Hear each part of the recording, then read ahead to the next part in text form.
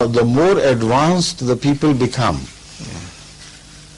the more number of times they eat food, don't they?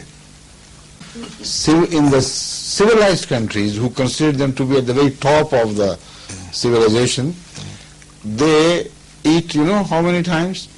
First, in the morning tea, a cup of tea. Yes. Then breakfast. Yes. Then at 10 o'clock a coffee break.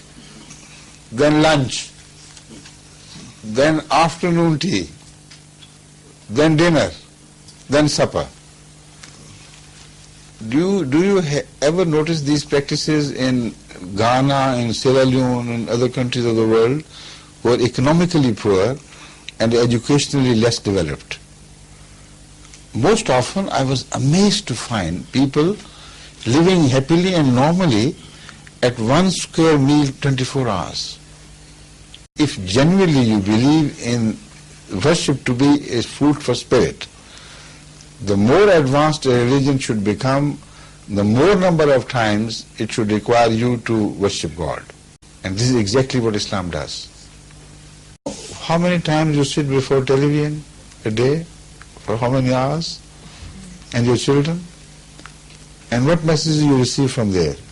Occasionally a small artificial lecture on Christ, but far more often, the true life is presented to you in its true perspective of running away from God. And yet you deny the requirement of appearing 5 times a day to God, and you think it is overmuch for God to impose this much of so-called taxation. It is not taxation at all. In fact, more you realize the bounties of Allah, the more you will also realize that it is not just a question of civilization. It is a question of an advanced age where the bounties of Allah begin to appear to you far more and far greater clarity than ever before.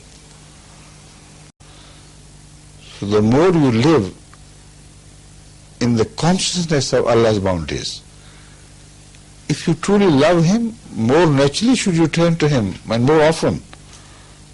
So Islamic injunction is absolutely, perfectly justified, and in fact, it should have been, there is no alternative to it.